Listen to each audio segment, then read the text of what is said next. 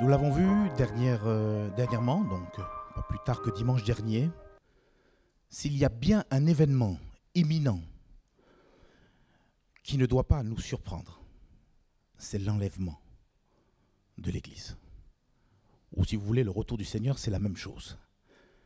Et l'apôtre Paul, à un moment donné, s'est adressé aux chrétiens qui se trouvaient dans l'église d'une ville qu'on appelait Thessalonique et leur a transmis, j'ai envie de dire, les grandes lignes du déroulement de cet événement. Que je vous propose de lire en introduction, c'est dans 1 Thessaloniciens, chapitre 4, les versets 15 jusqu'au verset 18. 1 Thessaloniciens, chapitre 4, du verset 15 jusqu'au verset 18. Je vous laisse le temps de trouver ce merveilleux passage qui est un passage qui devrait consoler nos cœurs. Au vu de tout ce que nous sommes en train de vivre actuellement, notre espérance, elle va au-delà de ce que le monde peut nous montrer. Notre espérance, elle va jusque dans le cœur même du Seigneur à cause de son amour qui nous prévoit, qui nous permet, alléluia, de voir cette perspective de ce paradis qui nous sera ouvert où on demeurera éternellement avec lui. 1 Thessaloniciens, chapitre 4, à partir du verset 15, nous lisons ensemble. « Voici en effet ce que nous vous déclarons d'après la parole du Seigneur.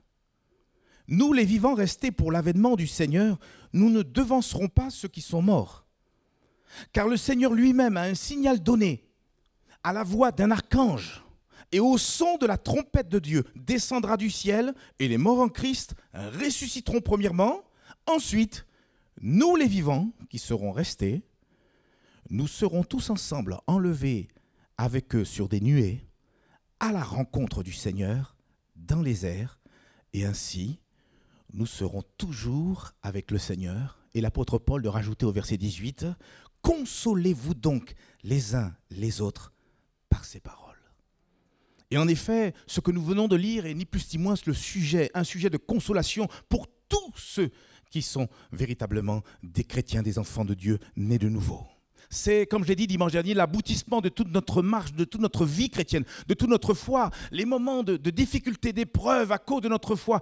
Tout cela, et ni plus ni moins, nous amène vers cet aboutissement spirituel, cet enlèvement de l'Église qui nous permettra d'être définitivement à côté de notre Seigneur Jésus-Christ. C'est aussi la destination finale de notre pèlerinage terrestre, parce que nous sommes en marche. Nous sommes en route vers cette Canaan qui nous a été promis, Canaan spirituel, vous l'avez compris. D'où l'importance de ne pas rater ce divin rendez-vous, mais au contraire de s'y préparer. Et c'est ce que nous avons vu la dernière fois, dimanche dernier. Il était important, premièrement, de s'assurer que nous ayons au-dedans de nous ce salut, parce que l'avoir c'est une chose, mais le garder, c'en est une autre. Et je veux croire que vous tous qui êtes là présents, vous avez l'assurance de votre salut. Car sans salut, comment pourrons-nous entrer dans le royaume des cieux? Parce qu'avec le salut de Dieu, il nous permet d'être transformés en une nouvelle image, celle de Christ. Et nous sommes à l'instant même, c'est le miracle de Dieu, devenus une nouvelle création. Celui qui a connu Christ, celui qui a reçu ce salut, il est devenu une nouvelle créature. Et l'ancien Joël ne peut pas être le nouveau Joël, c'est impossible. On a d'autres objectifs, on a d'autres perspectives. On suit le roi des rois et le Seigneur des seigneurs. Et nous faisons partie intégrante d'un royaume qui n'est pas visible. Jésus, quand il est venu devant ses contemporains, leur disait que le royaume des cieux est parmi vous. Finalement, le royaume des cieux, il est au-dedans de nous. Quand on invite Jésus-Christ, et il devient à ce moment-là le roi. C'est pour ça que le Seigneur m'a demandé, pour l'année dernière et encore cette année, et pour toute l'éternité, que le Seigneur seul règne. Il est le roi des rois. Tout ce qui se passe dans ce monde n'est qu'éphémère, frères et sœurs, n'est que passager. Le Seigneur, celui qui est là sur son trône, il est au contrôle. Et il sait où il va. On a besoin de s'assurer d'être sauvé ce matin. On a besoin aussi de garder la foi. Mais la garder jusqu'au bout. Parce que la Bible dit dans le livre d'Habakkuk, « Mon juste vivra par sa foi ».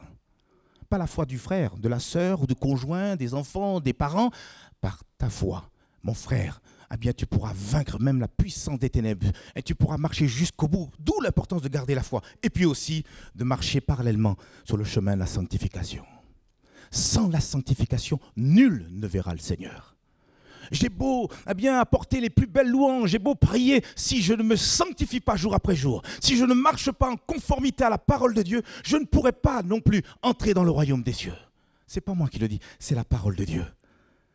Et ce matin, on veut recevoir d'une manière humble cette parole, afin qu'elle puisse pénétrer dans notre cœur. La Bible dit que la parole de Dieu est comme une épée à double tranchant. Elle juge, elle tranche, elle sépare même les jointures et moelles. Et plus puisse le Seigneur nous parler ce matin. Aujourd'hui encore, j'aimerais insister sur l'importance de nous préparer au retour du Seigneur. Ça vous dérange? Non, moi non plus. Et j'aimerais voir avec vous 3 qualités. 3 qualités qui vont nous aider à bien nous préparer au retour de Jésus. J'aime bien simplifier les choses. Je pourrais apporter des choses compliquées, théologiques, etc. Mais je me rends compte quand je vois Jésus apporter le message, simplifier les choses. Oui, 3 qualités que nous aurons peut-être dans le courant de la semaine encore à méditer dessus, etc. 3 qualités que le Seigneur a placées sur mon cœur et qui vont les uns les autres, pour chacun d'entre nous, nous aider à bien nous préparer au retour de Jésus-Christ. Première de ces qualités, c'est d'être prévoyant. Alors quelqu'un pourrait me dire, mais qu'est-ce qu'une personne prévoyante? Une personne prévoyante, c'est une personne qui prévoit avec perspicacité.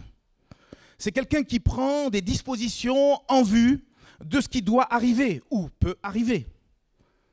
Et puis au niveau, terme synonyme au mot prévoyant, ou le fait d'être prévoyant, c'est être prudent. Alors là, quand j'ai vu ça, j'ai dit, ça m'intéresse.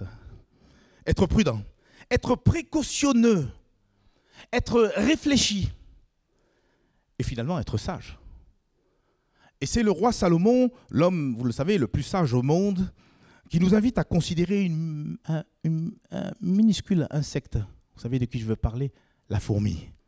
Et la fourmi, elle manifeste naturellement de la prévoyance. Et on le voit au travers d'un verset dans le livre des Proverbes, Proverbes chapitre 6, les versets 6 jusqu'au verset 8. Proverbes chapitre 6, versets 6 à 8.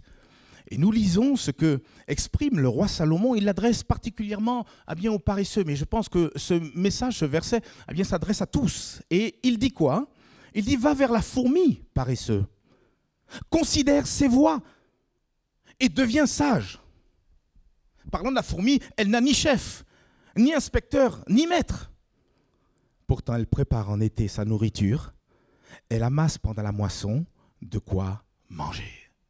Et Salomon, comme j'ai dit, rappelle, surtout à l'adresse du paresseux, que la fourmi prépare en été ce qui sera sa nourriture et surtout en prévision des mauvais jours de l'hiver. Et je nous pose la question ce matin, frères et sœurs, est-ce que nous sommes également prévoyants et prévoyantes? Quand je vois aujourd'hui ce qui se passe autour de nous, cette pandémie qui fait fureur, je vous assure que beaucoup se tournent vers des assurances prévoyance.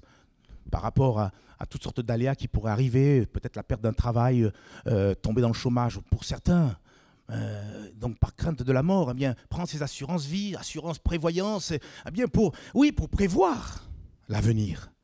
De la même manière, nous chrétiens, nous devrions en faire autant. Nous devrions faire preuve de prévoyance concernant Dieu et les choses de Dieu. Et concernant le sujet qui nous intéresse ce matin, concernant le retour du Seigneur. Nous sommes venus, et c'est une grâce d'être en présentiel. C'est une grâce de se retrouver, de pouvoir chanter comme on l'a chanté ce matin. Mais est-ce que nous sommes prévoyants concernant le retour du Seigneur qui est imminent, frères et sœurs? Chaque jour de notre vie chrétienne devrait servir à nous préparer au retour du Seigneur. Mais comme je l'ai dit dimanche dernier, vous savez, le problème de certains chrétiens, c'est qu'ils ne se préparent pas au retour du Seigneur. Et pourtant, ils sont sincères.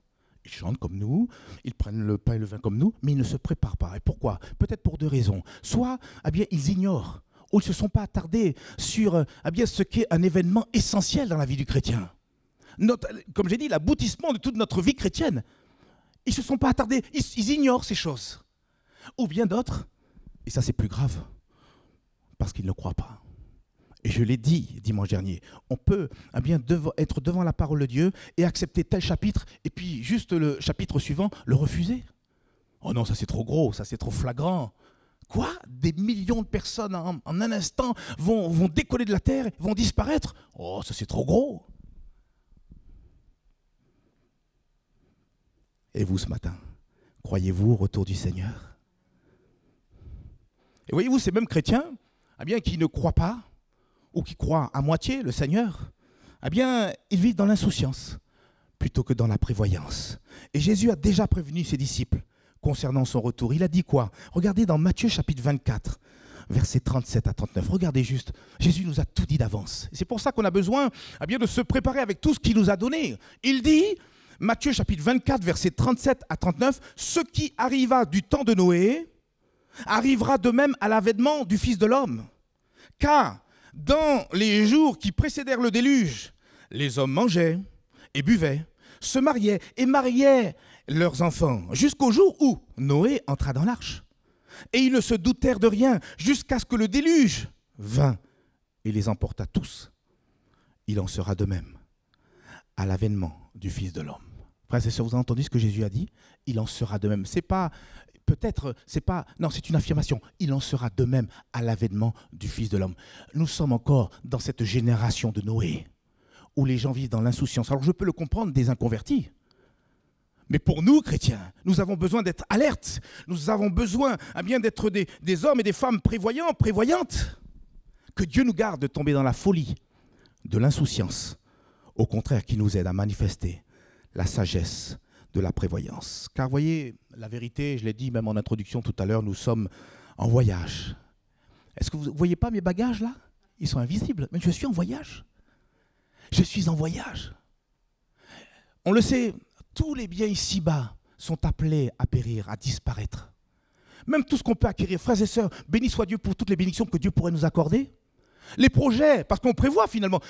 On n'arrive pas à prévoir l'éternité, mais on arrive à prévoir des choses terrestres. Et c'est bien d'avoir des prévisions, des projets pour ici-bas. Et c'est bien, de se réjouir de toutes les bénédictions que Dieu pourrait nous accorder. Mais de grâce, frères et sœurs, ne nous y attardons pas. Ne nous y attachons pas. Même l'homme le plus sage au monde va dire, mais tout est vanité ici-bas. Tout passe. Par contre, ce que nous savons, c'est que Dieu a en réserve pour ses enfants une demeure éternelle. Et c'est ce que d'ailleurs appelle l'apôtre Paul aux chrétiens de l'église de la ville de Philippe. Regardez ce qu'il est dit dans Philippiens chapitre 3, les versets 20 à 21. On va le lire. Philippiens chapitre 3, versets 20 à 21. « Mais notre cité à nous est dans les cieux, d'où nous attendons qui ?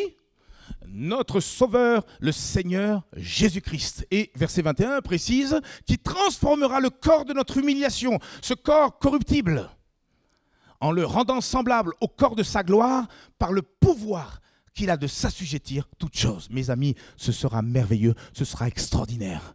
Et là, on pourra, oui, baisser la garde. Là, on pourra baisser les armes. Il n'y aura plus lieu d'avoir des armes. Parce que nous serons du côté du vainqueur des vainqueurs.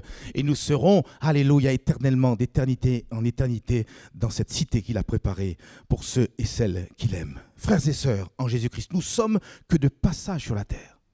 Juste le temps d'une vie. Alors, certains, c'est un peu plus long que d'autres. Mais juste le temps d'une vie. Notre vie terrestre est juste le hall d'entrée qui nous introduira dans l'éternité. Notre vie terrestre est aussi le seul moment propice pour préparer notre éternité. Je l'ai déjà raconté ici, c'est l'expérience de mon ancien patron. Il m'a marqué, je ne peux pas faire autrement. Un patron qui savait bien diriger ses salariés. Il en avait d'ailleurs plusieurs centaines, répartis un peu partout sur toute la France. Un homme très bon, bienveillant, qui s'est dépensé corps et âme pour faire fructifier son entreprise qui n'avait de cesse de grossir. Un homme avenant, un homme plein de bonté. Et je me rappelle ce jour où Dieu m'avait poussé à pouvoir lui offrir une Bible. Et je craignais peut-être même sa réaction. Et cet homme m'a dit, mais monsieur Prudent, vous ne savez pas quel bien vous avez pu me faire en m'offrant cette Bible. J'en attendais depuis longtemps. Et il m'a dit merci. J'ai dit, waouh, Seigneur, tu sais ce que tu fais ?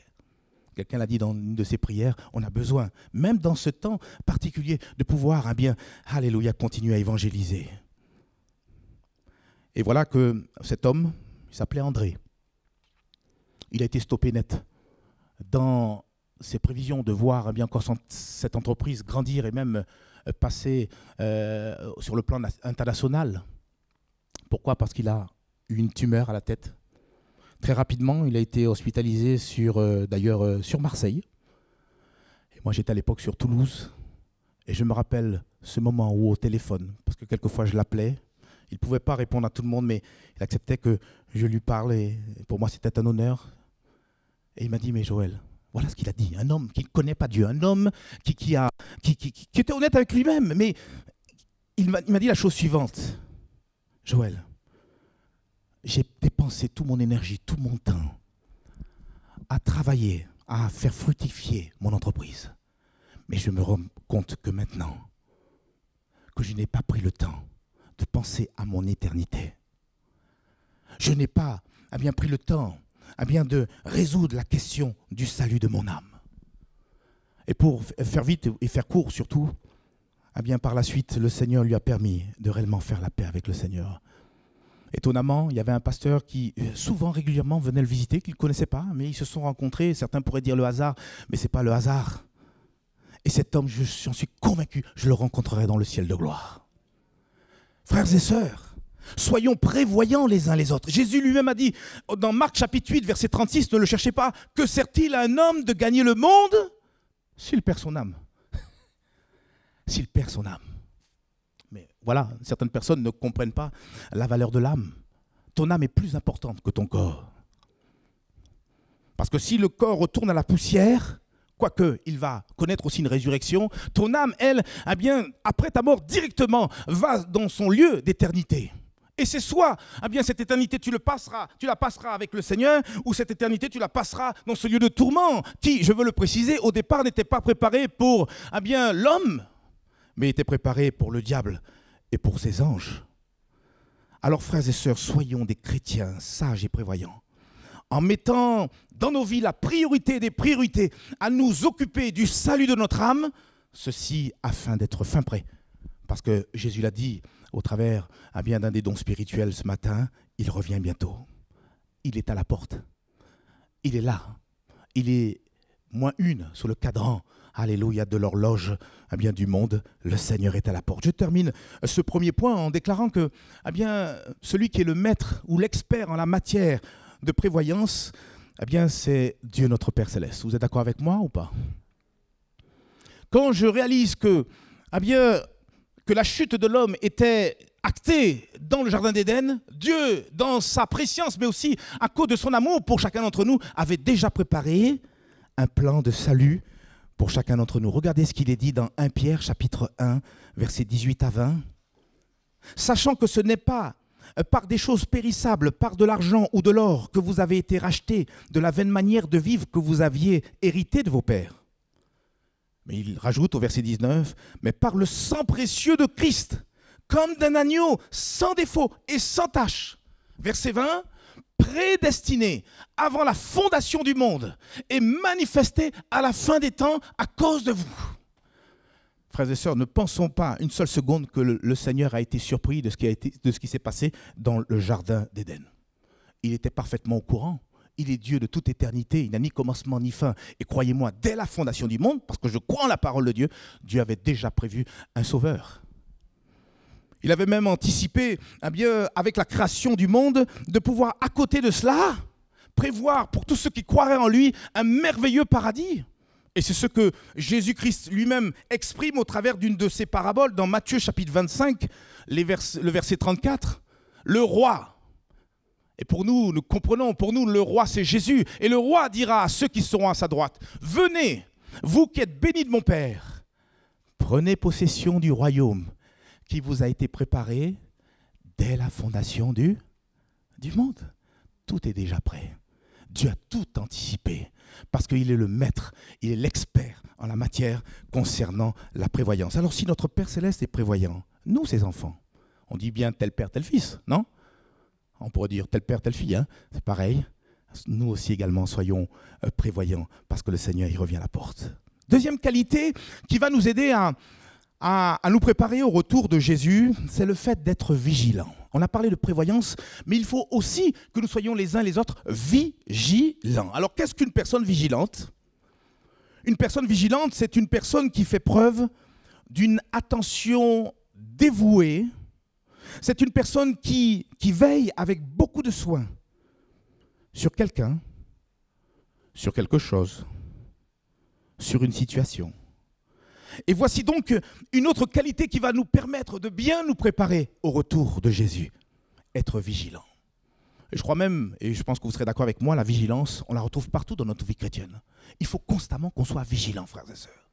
Nous sommes les brebis du Seigneur, nous sommes partie intégrante du petit troupeau du Seigneur. Et il y a des loups qui sont là derrière, autour, et qui essayent d'en happer plusieurs. Et on a besoin à cause de cela d'être vigilant, veiller afin de ne pas être, par exemple, influencé par l'esprit de ce monde. Et à cet effet, Jésus avait raison, je crois que je l'ai dit dimanche dernier, Jésus qui, à un moment donné, au travers de cette prière qu'on appelle sacerdotale, s'est exprimé à son Père et a dit « Je ne te prie pas de les ôter du monde, mais de les préserver du mal. » D'autres versions disent de les garder, de les préserver de l'esprit de ce monde. Et je suis surpris quand je vois certains chrétiens qui, de manière très simple, très délibérée, embrassent toutes sortes de courants d'idées ou de pensées que le monde nous offre. Des idées ou des pensées qui sont en opposition avec ce que nous lisons dans la parole de Dieu. Frères et sœurs, moi je ne négocierai jamais la parole de Dieu. Et ce qui prime pour ma vie personnelle, c'est ce que me dit Dieu. Et si on me présente autre chose, je refuse. Je refuse. On a besoin pour cela de veiller à ne pas être influencé par l'esprit de ce monde. On entre dans toutes sortes de compromis. Et puis peut-être par sentimentalisme ou peut-être même au nom de la tolérance, on accepte des choses que Dieu déclare comme des abominations, frères et sœurs. Et ça n'a rien à voir avec l'amour que nous devons avoir pour tout ce qui nous entoure. Mais avec Dieu, il appelle un chat et un chien un chien. Amen ou pas amen, frères et sœurs? Veillez également sur notre enseignement. Par quoi nous laissons-nous enseigner? Vous savez, on est enseigné au travers des 5 sens que nous avons. On peut être enseigné par nos yeux, on peut être enseigné par nos oreilles, on peut être enseigné par ce qu'on peut même goûter. Si vous goûtez un piment, votre esprit va enregistrer le goût du piment. Et la prochaine fois qu'on sera en présence d'un piment, vous allez recevoir l'enseignement en disant « Non, moi ça, je ne touche pas ». On est enseigné par les 5 sens. Qu'est-ce que tu regardes? Qu'est-ce que tu écoutes? Qu'est-ce que tu dis? Parce que même nos bouches deviennent un enseignement pour l'autre, mais un enseignement pour nous-mêmes déjà. Parce que de toute façon, ce que tu sèmes, tu le récolteras. On a besoin de veiller sur notre enseignement concernant notre alimentation spirituelle. C'est la parole de Dieu qui prime. Et je l'ai dit la dernière fois, je le redis. C'est navrant, après toute une vie chrétienne, de n'avoir peut-être pas terminé les 4 évangiles, de n'avoir peut-être jamais lu le Nouveau Testament. Et ce n'est même pas tant le fait de lire, mais de comprendre, de plonger les regards, nous dit l'épître de Jacques. C'est ça qui est important. C'est ça qui aura du poids. C'est ça qui va nous nourrir pleinement. Et tout cela afin que nous soyons inébranlables et forts lorsque les fausses doctrines viendront frapper à notre porte, lorsque les faux docteurs, les faux prophètes, parce qu'il y en a, frères et sœurs. Et quelquefois, c'est tellement grossier. Et pourtant, il y a des chrétiens qui ne voient pas, parce qu'ils ne se sont pas laissés enseigner par la parole de Dieu. Il faut qu'on soit des connaisseurs de la parole de Dieu, des experts de la parole de Dieu. L'auteur du livre du psaume 119 va dire « Mais je suis plus enseigné, plus instruit que mes maîtres ». Ce n'est pas une compétition, mais il y avait une telle soif dans son cœur qu'il voulait constamment plonger ce regard dans la parole de Dieu afin, en retour, d'être ferme et inébranlable. Tu seras ferme et inébranlable, tu marcheras jusqu'au bout, si et seulement si, tu veilles sur ton enseignement. On pourrait continuer comme ça la liste. Veillez à ne pas succomber à la tentation. Qui n'est pas sujet à la tentation? Le pasteur? Nous sommes tous sujets à la tentation. Et la tentation, c'est quoi? C'est lorsqu'on est chatouillé, titillé par notre propre convoitise. On a tous des convoitises, on a tous des travers, frères et sœurs. Notre vieille nature, elle est malheureusement pas si loin que ça. Et elle peut, à un moment donné, ressurgir pour essayer de reprendre ses droits sur nos vies. Mais lorsque la tentation vient, avec la grâce de Dieu, nous sommes capables, alléluia, de dire non. Un peu comme David. David qui a dit dans Psaume chapitre 18 et le verset 24, regardez ce qu'il dit. Et pourtant, nous sommes encore dans l'ancienne alliance. Psaume chapitre 18 et le verset 24. J'ai été sans reproche envers Dieu. Et je me suis tenu en garde contre mon iniquité. Vous voyez, l'adjectif là, qui est là, possessif, mon iniquité. Il ne parle pas de l'iniquité de l'autre, il parle de « je me suis tenu en garde contre mon iniquité ». On a des failles, on a des faiblesses, frères et sœurs. C'est pour ça qu'il ne faut jamais jouer au héros. Le héros, c'est Jésus-Christ. Mais par contre, eh bien, tant qu'on reste caché en lui, eh bien, on est capable d'être fort. Lorsque eh bien, notre vieille nature voudrait reprendre le dessus, eh bien, nous lui disons non et au contraire, nous lui signifions qu'il doit rester crucifié. Alléluia, sur la croix, que Dieu soit béni et glorifié. Veillez eh bien, aussi sur les membres de nos familles. Veillez sur les frères et les sœurs. J'aurais aimé entendre un amen. Je n'ai pas dit surveiller, j'ai dit veiller.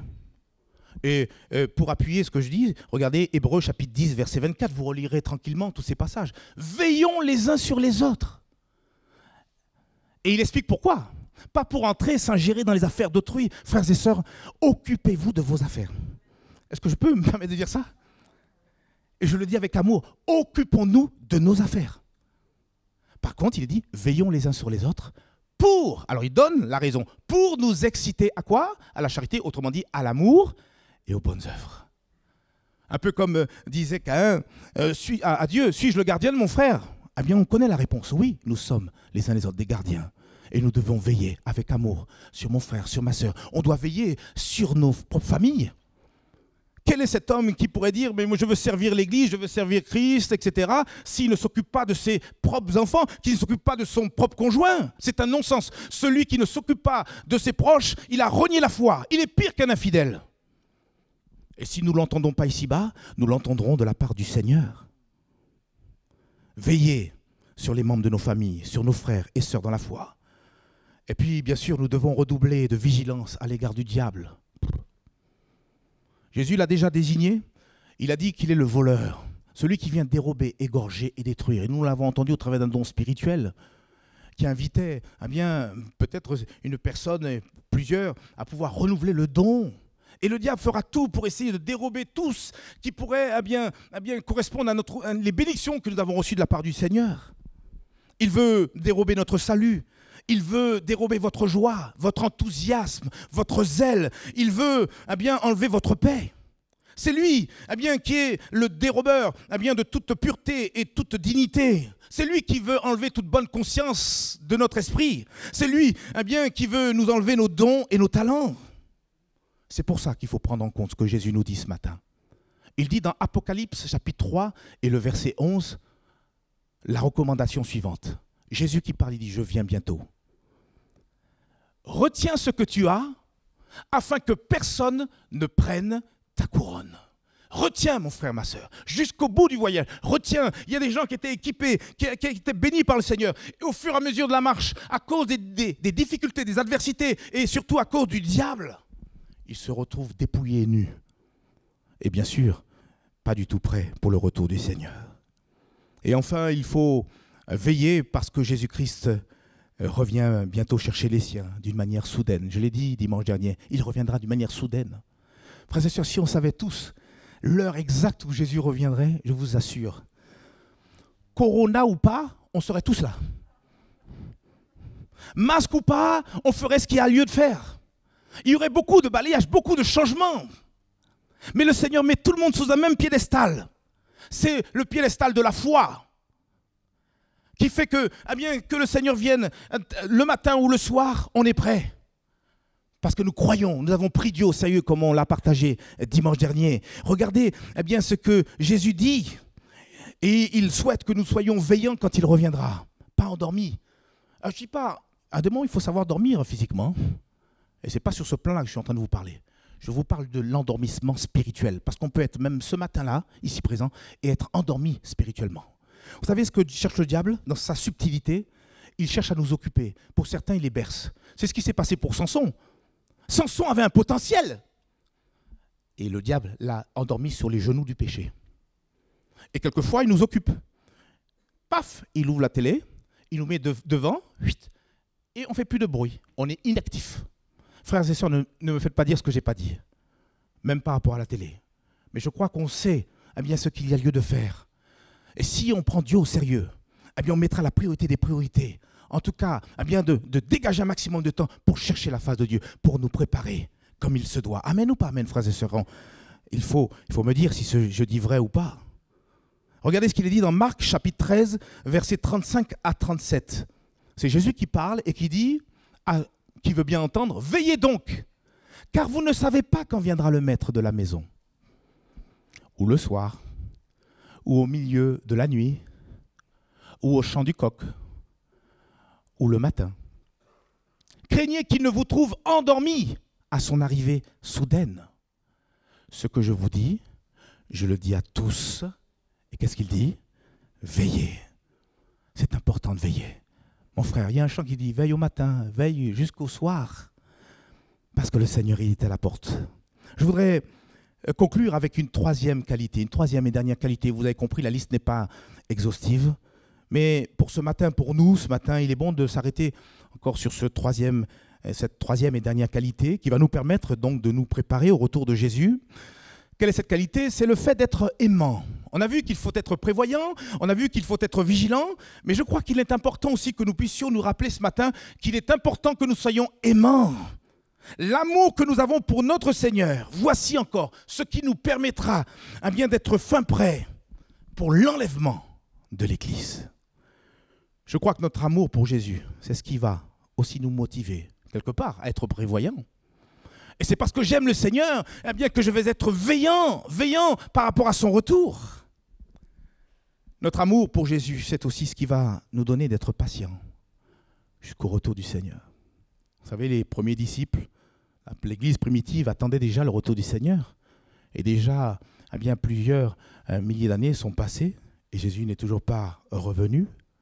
On a une explication dans l'épître de Pierre où bien Pierre dit mais c'est à cause bien de la dureté de votre cœur et c'est parce que Dieu tout simplement use de patience envers tous.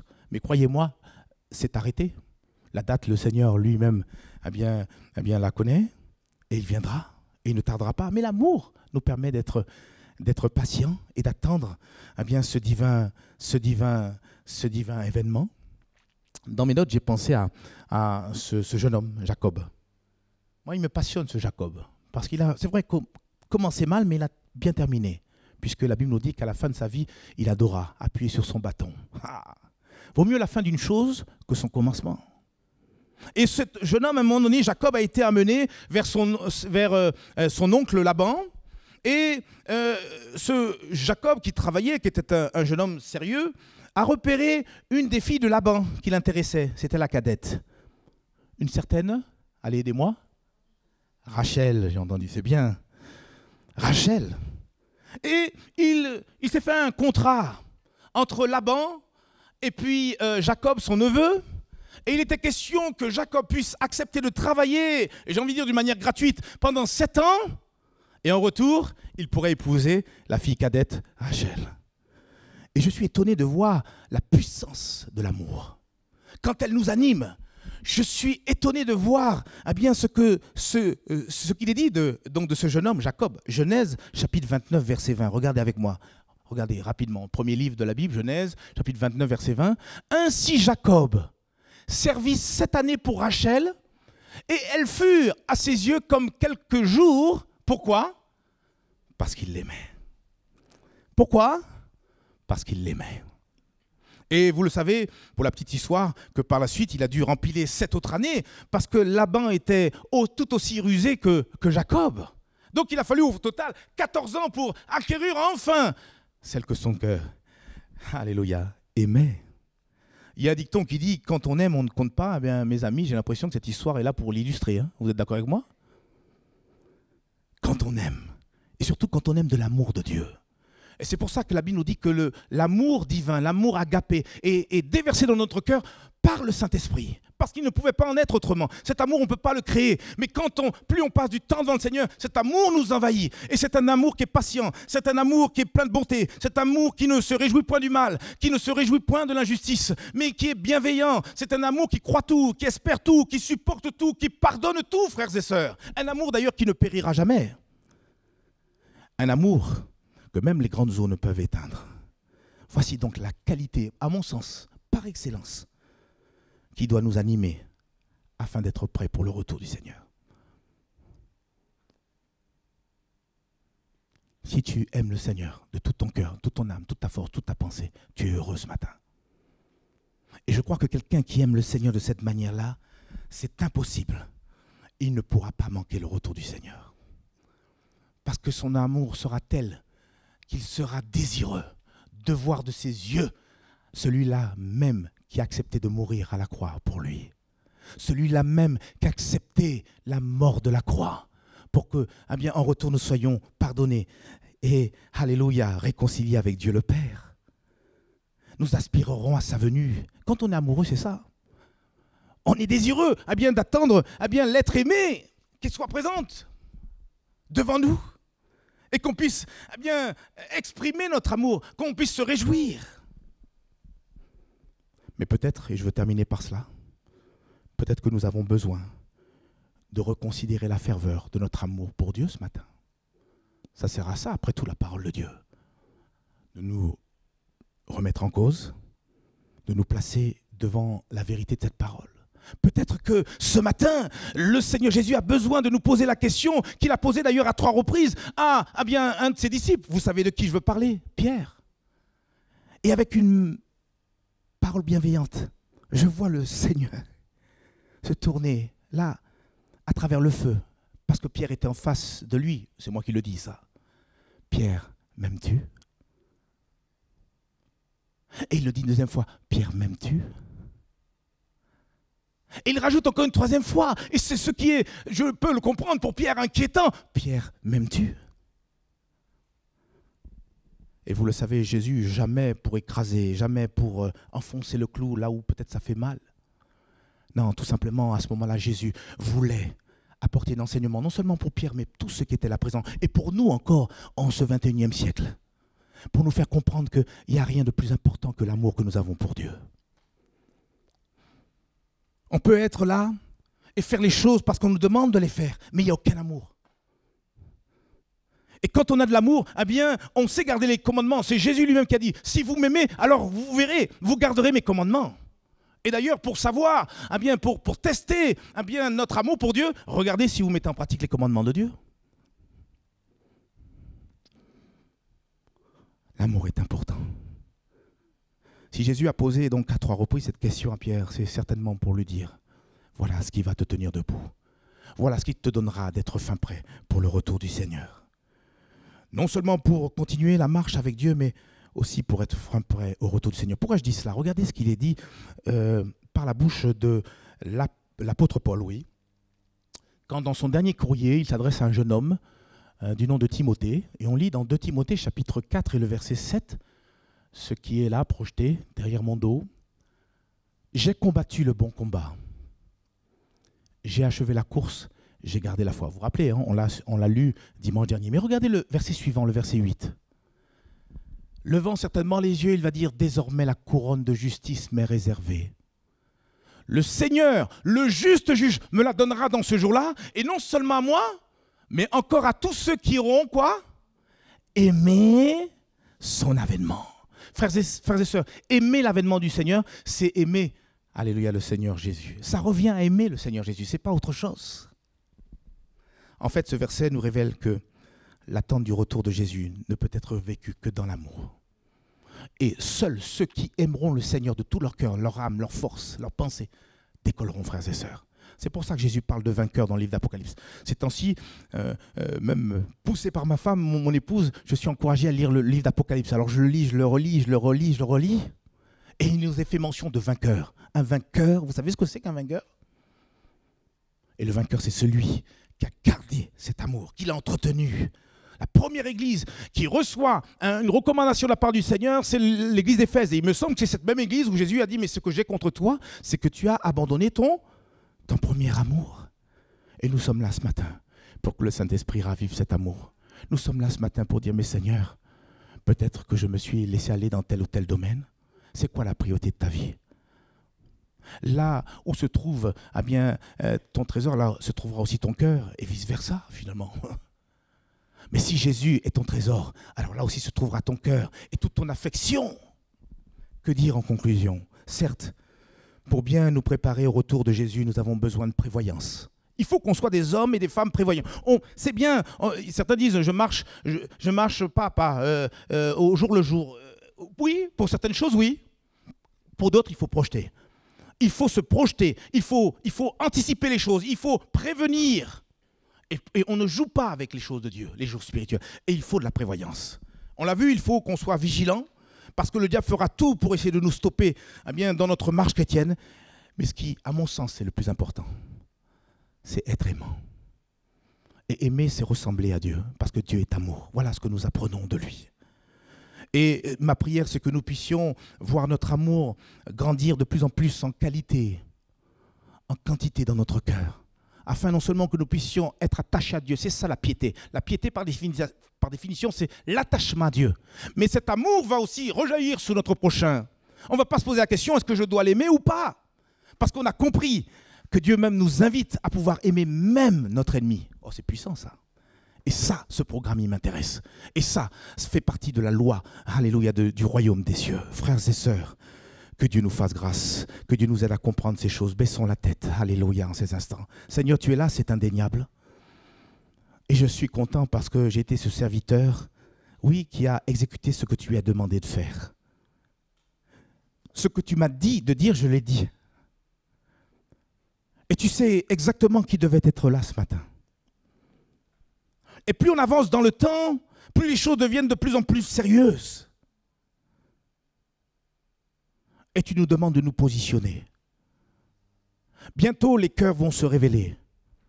Et dès ici-bas, Seigneur, tu permettras de faire la distinction entre ceux qui t'aiment et ceux qui ne t'aiment pas. Entre les justes et les injustes. Entre le juste et le méchant. Entre celui qui te sert et celui qui ne te sert pas. Tu prépares ton église. Tu viens et tu émondes. Tu coupes, tu ôtes, tu arraches.